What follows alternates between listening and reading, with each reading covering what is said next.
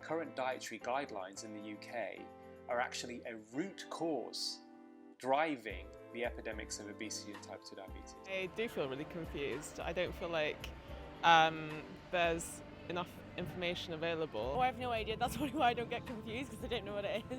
I think the government wants us to have like a balanced meal because he doesn't want like the whole country eating just fats because it's not good for you. Quite often you hear conflicting advice, or there's advice at one period of time and then a few years later people have a different opinion. Unfortunately, we're not a particularly healthy nation, and the reason for this is just very stark in the statistics. When we look at obesity, 60% of the adult UK population are now overweight or obese, and by the time they leave primary school, 1 in 3 children, which is more worrying, are also overweight or obese. We are now in a situation where this may be the first generation where parents outlive their children. For many years we have linked saturated fat with heart disease specifically because of an understanding that, based upon old studies, that there was a correlation between the consumption of saturated fat, increase in cholesterol, leading to heart disease. But correlation doesn't mean causation. And now when we've looked at that data again, we've realised that some of that old data was selective, so missed out things that contradicted that particular hypothesis.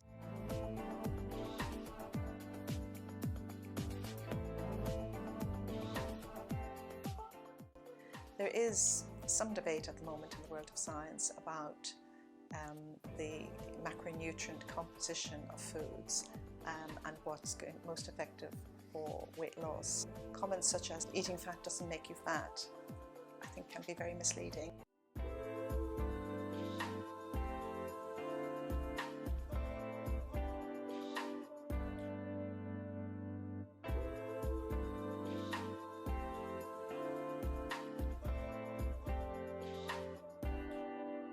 As I got into my early 20s, I started to gain a bit of weight and I edged into a size 18, which was only one size more than the national average, so I wasn't too concerned about it for a little while. And then as those clothes started to get a little tight, I got concerned and I looked at weight loss programs. And I tried increasing my exercise, I tried Weight Watchers for a little while, and then I eventually found a lot more success by following Slimming World.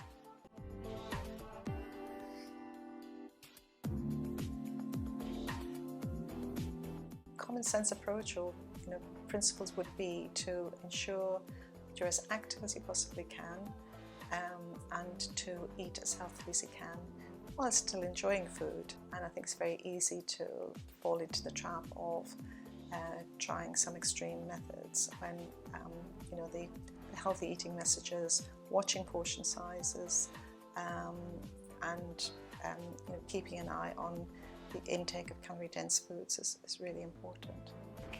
I think there needs to be more openness and transparency about what information is available.